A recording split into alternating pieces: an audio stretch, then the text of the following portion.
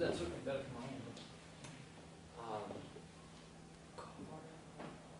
Carl's not here because he's going to watch on video. That's right. That's right. He likes to watch. He is traveling. Well, good afternoon, everyone. My name is Gene Rice. I teach in the philosophy department. I know most of you. Welcome to our second of three senior thesis late afternoons. We have two presentations today.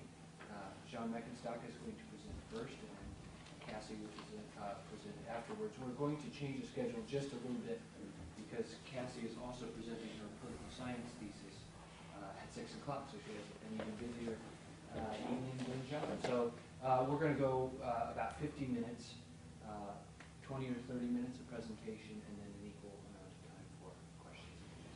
15 or 20 minutes presentation. 15 or 20 minutes. I'm sorry, what did I say? 20 or 30. Okay, yeah, 15 to 20 minutes of presentation. If you have a clarificatory question, you want to just get a quick response from our presenters, that's fine. Hold your objections, so if you have those for the Q&A session. So, I think that's it. We will have there are papers in the back, and we will have a brief cookies and refreshments in between. So, without further ado, take it away, Jim. Right. I wrote my paper over existentialism. The title of my paper is Art, Creation, and the Absurd. And in my paper, I defend Albert Camus and his ideas of the absurdity of the world and his views on art and how it all fits in together against the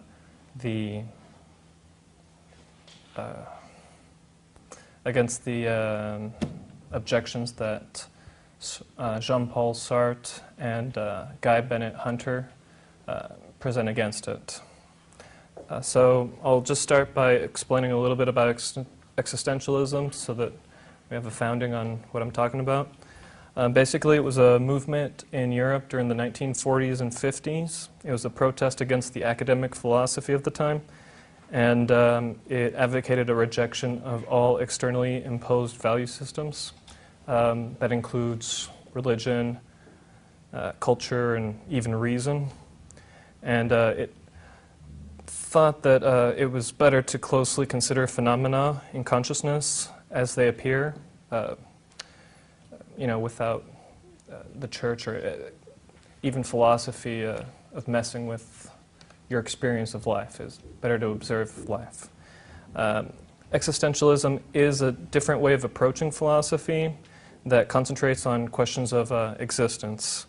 To understand the human existence, they thought that a further set of categories was needed, and existence was closely related to the idea of radical freedom, which is basically choosing how we engage in the world. And radical freedom was not just choosing between different options and values. It thought that you should generate the options and values yourself subjectively and, like I said earlier, without any externally imposed value systems. Existentialists usually adapted Husserl's phenomenology as a basis for understanding the world, and intentionality is central to understanding phenomenology. Intentionality pretty much means that meaning depends on how consciousness intends its content. So if I was a carpenter, for example, a hammer would mean a lot more to me than if I was anything else, like a nurse or something like that. So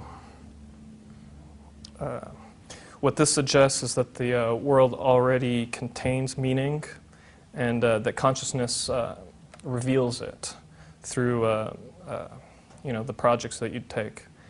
And so Sartre defined man as a revealer of meaning. Basically, that man is the measure of all things, if you've heard that. And He thought that it was the artist's job to exert the human practice of making a meaningful order to the world and bringing regularities into the world. And he also thought that art revealed all of the significant features of the world. And this was supposed to give you a self-assurance that you were essential to the world as a meaning giver of things. And this in turn is supposed to make us aware of our radical freedom, that we can find anything important. It just depends on what you're trying to do. That's all the subjective side. Basically, the objective side comes into play when you disengage from the world. While you're engaged in the world, geared into the world, so to speak, all your experiences in life seem to have a reason. And once you stop disengage and you disengage from it and start to question the things that you're doing, you might notice that there's like a gap between the yearning for a meaningful participation in the world and the objective world itself, which appears to just be without any meaning or value. Camus thought that this kind of spoke to our modern sense of purposelessness in the world, and he thought that it ultimately ended in your alienation from the world, from basically feeling divorced from it, not knowing what to do in it.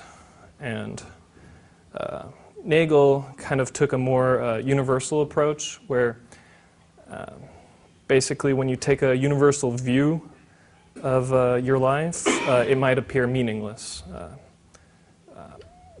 An example I like to use is when you're flying and you look down and you see like all the traffic going around. It just seems like people's everyday life are just without meaning. They look like ants, just going about their business. And Sartre thought that the absurd lied more in the groundlessness of our radical engagement with the world and the meaning giving that we give. I mean, he thought that there was no more reason to like sports, for example, than like video games or art or anything else. Objectively, it doesn't make much of a difference what you like. And so Sartre thought that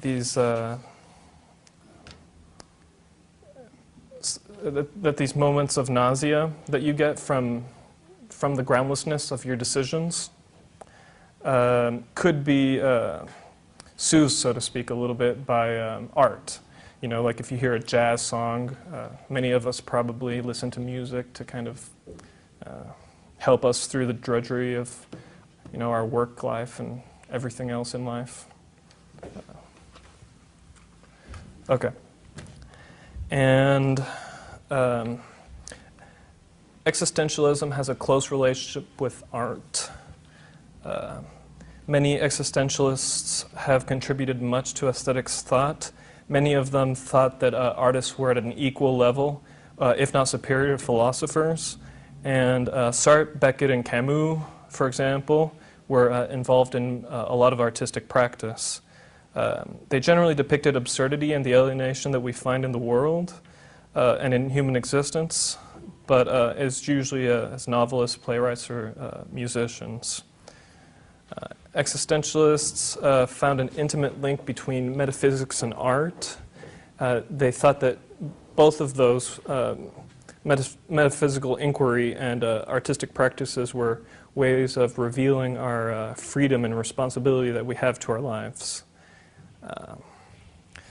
Sartre, for example, believed that every attempt to disclose even a small portion of the world aimed at regaining your sense of a revealer, as a meaning giver to the world. And Sartre, for example, a lot of his ideas on absurdity were actually easier to understand through his art than his purely philosophical papers. He shows his ontological disgust with the world in one example where somebody offers him his hand and he feels like he was being offered a big white worm. the meaning of his hand or of like a hammer, for example, just completely lost its meaning. It seemed to him that the hammer was just a stick with a metal square on it, That's it for that part. The second part here, I'm going to be concentrating on Hunter's paper. And he began by explaining Camus' ideas on absurdity. Like I said earlier, he thought that it was a divorce between man and world in their presence together, between our desire for meaning in our world and the world's inability to offer any. And Hunter made a differentiation between this, the general sense that that's the human plot in life, and the lucid awareness. So for the purpose of this, I'll name the first one primary absurdity. It's the general sense. And the lucid awareness that takes the form of alienation as alienation. So for Camus, he thought that everybody was in a sense in a state of primary absurdity. Although he believed that a lot of people repress it, either through religion, to find meaning in life through that, or through philosophical inquiry. But ultimately, he thought that these were ways of, in a sense, indulging in philosophical suicide and trying to help your heart through the tough parts of life. And there are two ways that Camus tried to make art compatible with absurdity. One was rebellion, in essence trying to create escapist art, like in maybe a novel, a love novel, or a sitcom, maybe a video game or something. And he thought that this was indefensible because it was just a temporary fix, and you're always going to keep coming back for some kind of fix. And that ultimately you have to come back to the real world where all these metaphysical problems still exist. Another idea, or another attempt to save art was through absurd phenomena. And in this case, this is the kind of art that Albert Camus created, for example. He thought it was necessary to accept the alienation of our lives, and that an artist should repeat and articulate the artist's and everyone else's own absurd alienated condition. And he's quoted as saying, he must give the void its colors, and basically show clearly the blind path that all have entered upon. Sartre and Sartre and Hunter thought that Camus' views failed to account for the real reason people seek art, which is to find a meaning, not revel in the lack of it. And okay. Hunter argues that nothing in Camus' view could actually be used in a serious philosophical discussion between him and anyone with a different opinion. And refusing to agree with Camus that the life was absurd would actually just give Camus more ammo, basically. He thought because everybody was in a state of denial, the harder you tried to defend that your life had meaning, the more desperate you appeared to him. And so there's just really no way that he can argue with anybody about this that disagrees with him, Camus fails to justify artistic creation because doing anything, including art, is completely absurd. And for an existential phenomenologist, it seems that Sartre's view is a more feasible relationship between art and absurdity.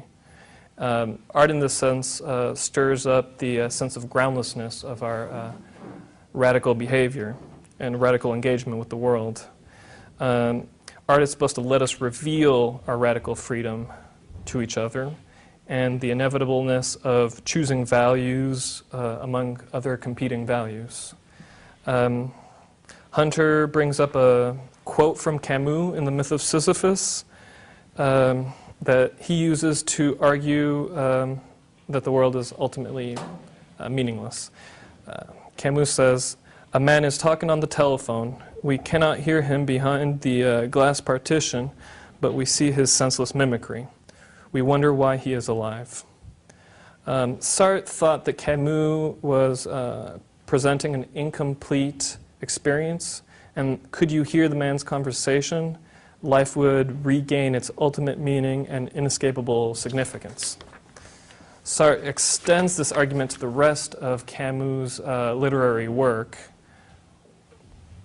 and he thinks that situations that should normally be emotionally charged, Camus presented in neutral factual terms, which omitted any values which the situation would seem to cry out for.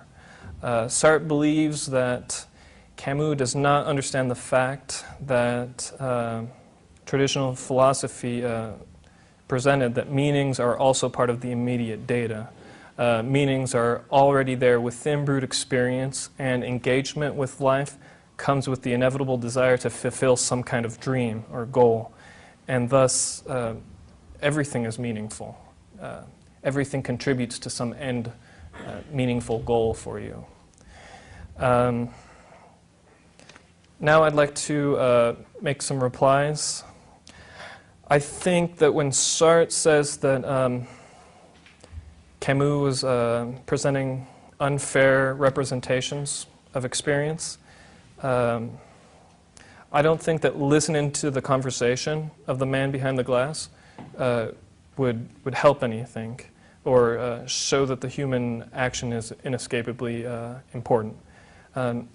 I think that engagement is what is inescapable, not meaning. You can't help but engage with the world, but whether you find it meaningful, everything meaningful, or nothing meaningful is completely subjective. I think Hunter is assuming that there needs to be a reason for doing anything. Things appear important based on how they affect your projects, like I said earlier. That we are engaged in those projects because they're important to us. Otherwise, we wouldn't be engaged to them. And I kind of think that we're thrown into the world, and that we have no choice but to be engaged, and that the importance of the world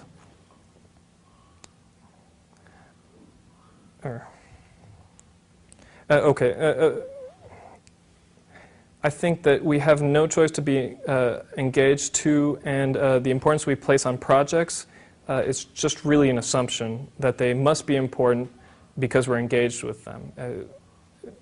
And I just don't see any choice in making projects. And I don't think it necessarily means that they are meaningful just because we think they're meaningful. I think it's just something that our minds have made up and imagined. A good example that I like to use is my experience with fast food. Fast food is, working in fast food as a cook is pretty meaningless, I think. And making fries to feed other people just, to me it's not inescapably significant at all. I don't care what it's contributing to, you know, the minimum wage to save up money for something. And I think that that example is just a little too obvious. I think that even if you did have a great job, a fun job, and had generous pay, which is probably the most important part, the meaninglessness of the job would just seem less obvious. You know, it would take a great deal of disengagement from that life to get back to the conclusion Camus made. But I think ultimately when you're faced with your mortality, with the death and end of your engagement, that your endeavors appear ultimately pointless, and that human life is just ultimately absurd, and because of our inescapable engagement to this kind of world, it's kind of an absurd theatrical that we're going through. And I think that just because this feeling of absurdity isn't persistent doesn't mean that it's not likely. I think that the experiences are rightfully ignored, or that you seek some kind of philosophical suicide to ease the reality of living. But I think a lot of this is just due to the trends of our times. In the 1940s, existentialism was just everywhere. Everyone talked about it. And now that, the war is over, or at least the World War II, the big war, people just don't think about, dying, or the pain of losing other people nearly as much. I think that when you're faced with death more often, the absurdity of the world appears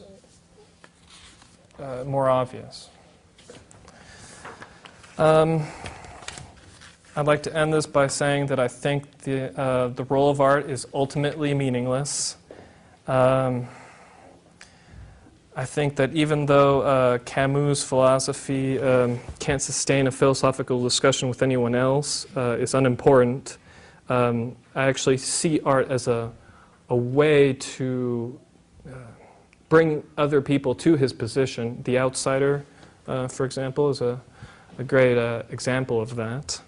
And I think that even though we might seek art to evoke a desire for meaning, I don't think it ultimately provides any. And the best that we can do is clear the haze of the superstitious, nostalgic quest for meaning, and help us come to terms with the eventual alienation that we're going to find in it. I know that this is kind of a paradox, sitting here telling you that the world is meaningless, and that even this presentation is meaningless, and everything is meaningless. And I can't really answer that. I don't even know why I want to graduate, or why I'm giving this speech right now. I don't think that there's a reason for it ultimately. And well, that's the end. There's no reason for doing anything. So. Hey, can I ask you a question? I don't remember what you studied. You've been with us so long in some ways. Right. Did you do Spinoza once upon a time? I think a few chapters of them, but I didn't Well, really. About you, okay? Sure. I'm curious to know what you think of that. In your paper, you talk about things being objectively meaningless, or ultimately. Did he die of lung cancer, by the way? Say what? Did he die of lung cancer, by the way? No, he car accident. Car accident. Yeah, it's pretty random. Anyway, you talk about things being ultimately meaningless, or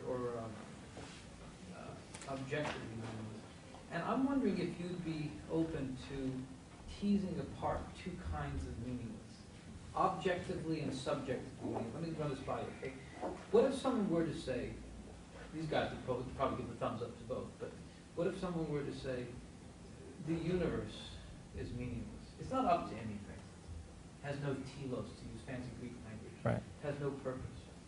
That said, in the grand scheme of things, there's all sorts of meaning. Subjective meaning. The word Spinoza used was conatus, fancy Latin word meaning desire, basically. And so, let's say, I don't know, you're playing your computer game. We used this example the other day. You're trying to get to the 7th level or something.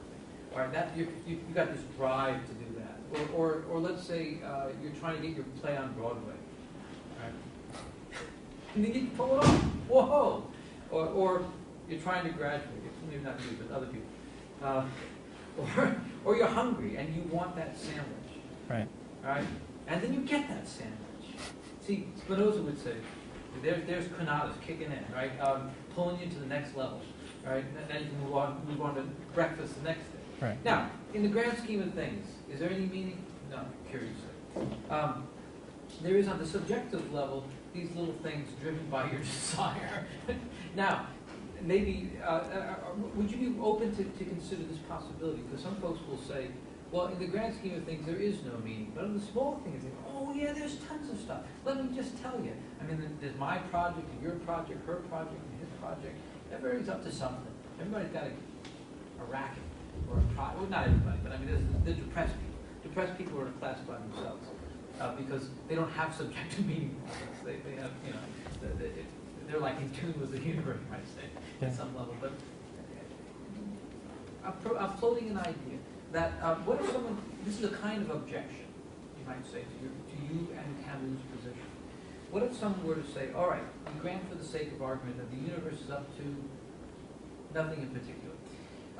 But individually we're up to various things. In fact, those of us who are philosophical, this is what Spinoza would say, is to turn, it's to kind of lose your ego, and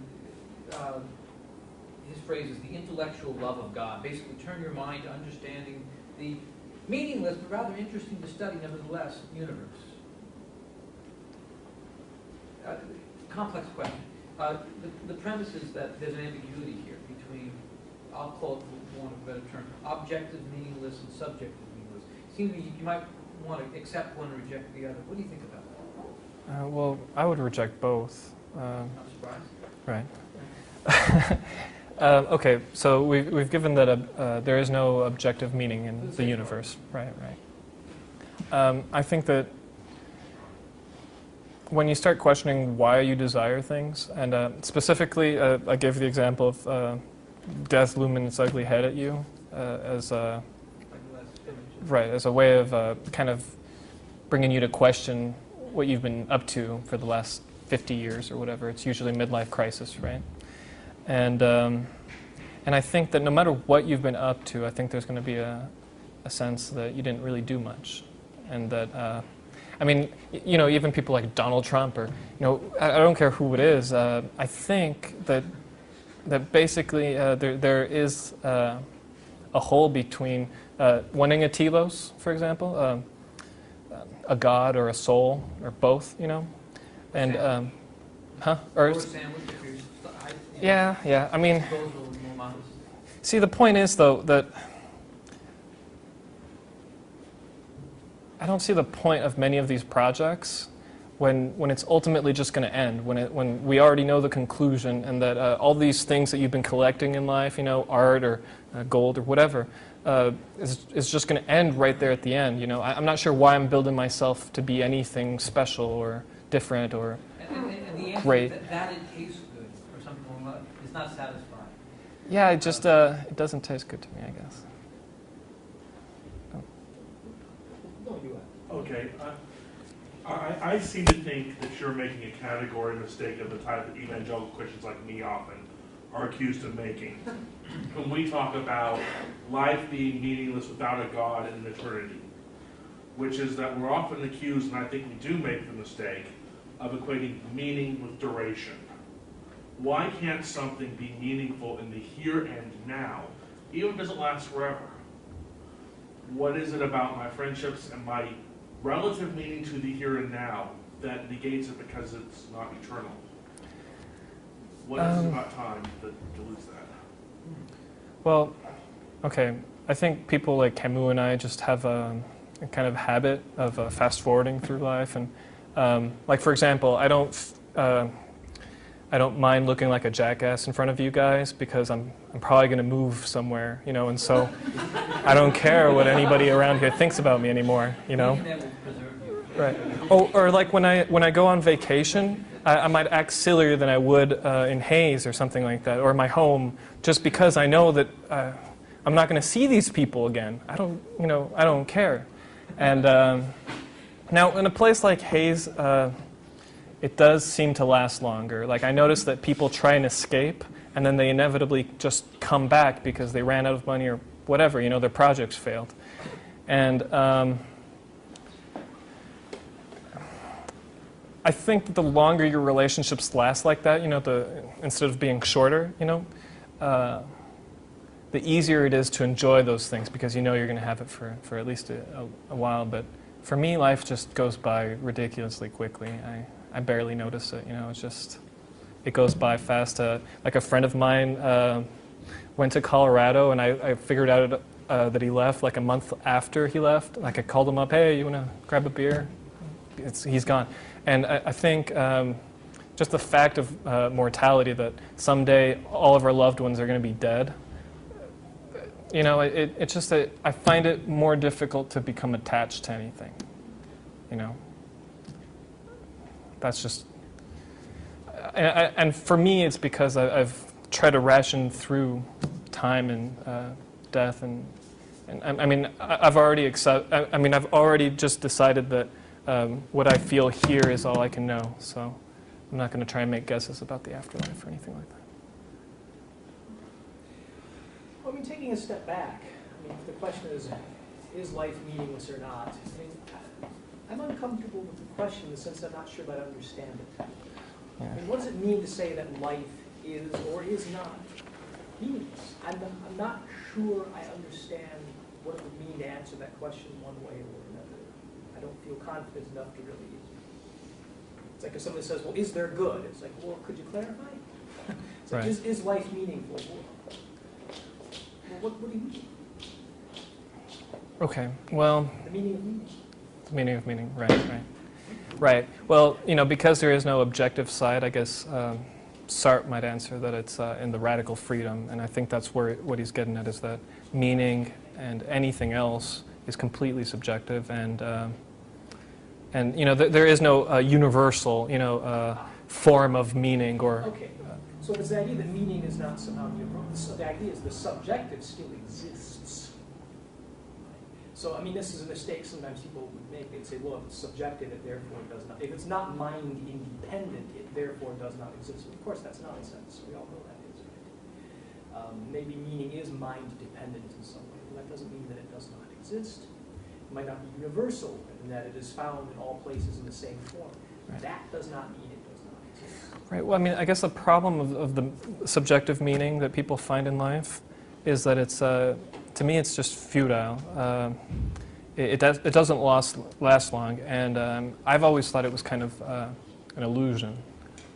Well, I guess that's the Or question. delusion. I mean, what would it mean to say that it's illusion? I mean, how about I go all... Well, your desires for anything, I mean, like even the sandwich, I mean, I think that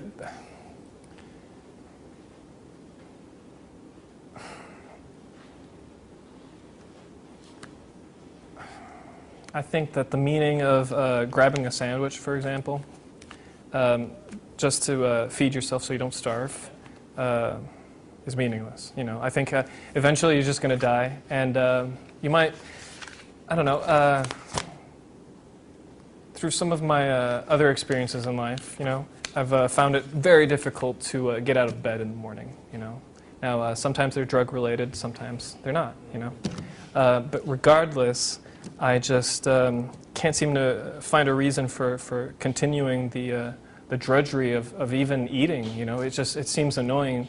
It seems to be killing my time, and it, I don't know. It's an annoying repetition. You know, that makes me sick too. Well, sure. That's what I mean, though, about, denying universality isn't denying the reality. Because then say, well, then that's your problem. Why would you conclude on the basis of that my life is? Okay. I like that. Because I've had, I know. David does like I know. sandwiches. I like it. Well, that sandwich gets boring pretty quick, just so you know. To you, perhaps? It will, trust me. I mean, all right, I think that I'm going to stick to, I think it's just delusional, because I've been there too. I've thought that it was, my life was extremely meaningful. I've been on the other side where everything I did was meaningful, and I almost felt like a god, but that's when I was a teenager, and I really was a god. You know, I thought, you know, oh, everyone else is going to die, but not me. You know, I'm gonna fucking, you know, I'm gonna make it through. So, but I don't know, just the futility of dying really annoys me, and just based on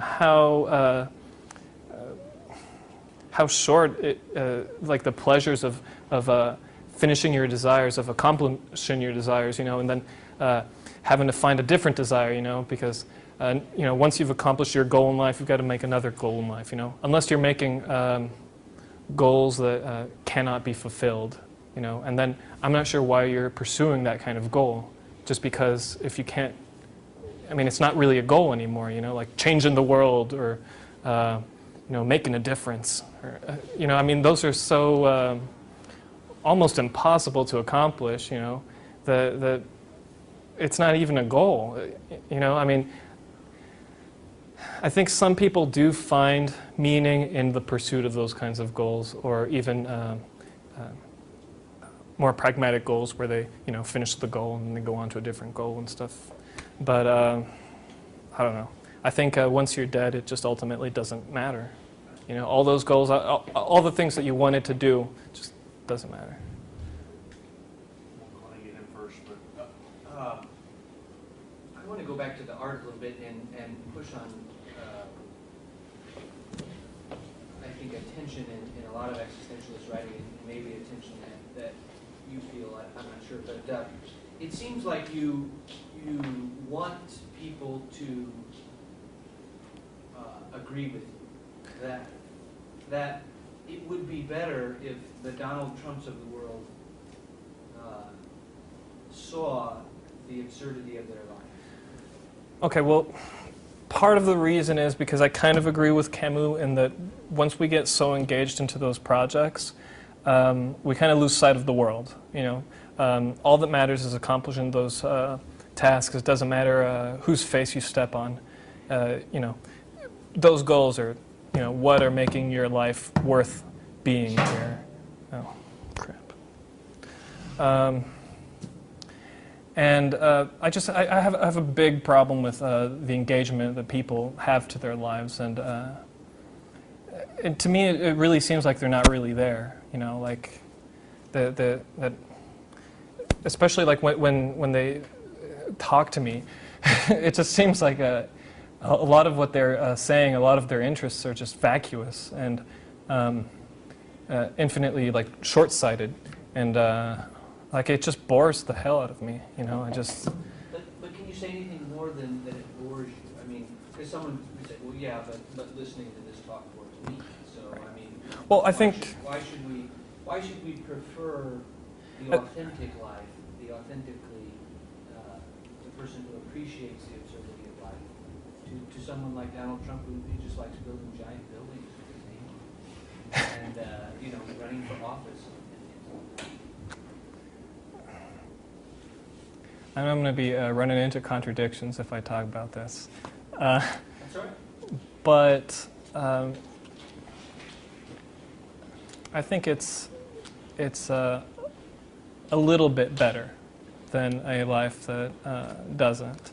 Now, in the end, I really don't care. The only reason I really wrote this paper is to graduate. I really didn't want to write it.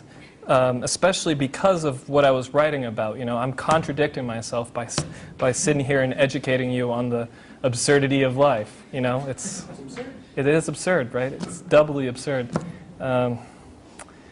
But I do see even a little bit of good coming out of not only accepting the truth of death, and I see it as a complete end of engagement,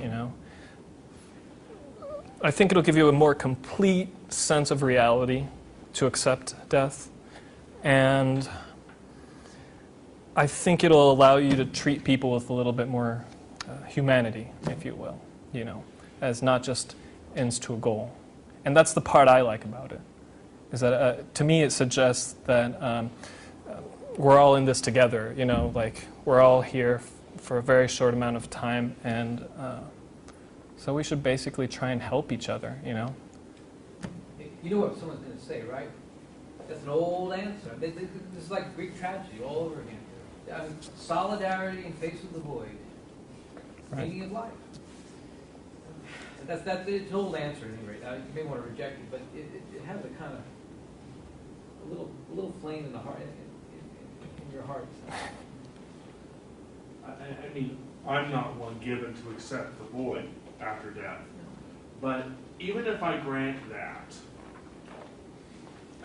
I'm thinking back to a fishing trip. The one fishing trip I can remember because he died when I was 6.5.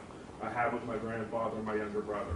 And we had no agenda, no goal, no nothing. It was just having fun and being with Grandpa. And insofar as I remember that, and I remember him, there's something there. He may not be experiencing anything or having meaning, but the impact's still there. And his grandparents and my grandchildren. The world, even if it's search, is still a chain of causation. And from within the human soul, or whatever it is, why do we have to abandon everything to really get down to what you think is real humanity, when that was pretty damn good humanity by me? I'm not sure why your system is preferable. Well, see, ultimately, I'm gonna agree with Camus that I really think that any position like yours is one of denial. I know that kind of creates a paradox when we try and talk about it. But yeah, I just think that someday when you're older, you might even forget about that memory, and then, because of death, you're eventually just going to not even have that memory anymore because you won't exist, right? And so it seems to me that if you have accepted the death, to me it seems like you appreciate life more.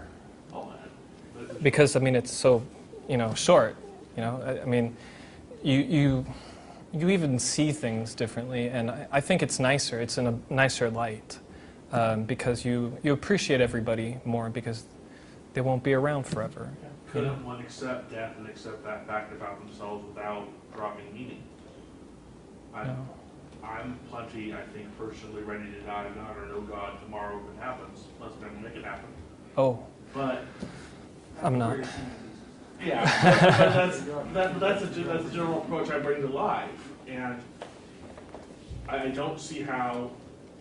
I don't have any kids, but I have a nephew and friends, and it doesn't matter if I no longer remember Grandpa, because that affects who I am, and who I am and what I do affect other people. And maybe I'm just part of some big cosmic chain that then has no meaning. But insofar as I'm part of that chain, and what I did change something or didn't, or... Well, let me just say that even though I hold this position that nothing has meaning, I am very attached to this world. As I find out whenever like turbulence occurs in an airplane, it scares the hell out of me. I fear for the worst, and I've had like 2 close calls with death, so I know how much meaning I think my life has. Those are exceptional examples where I really just don't want to die ever, And to me, I think it's a bit of a paradox, to be honest, And Camus calls it the paradox of the absurd. It's the complete word for it, or thought. I find meaning in my life despite that it is meaningless.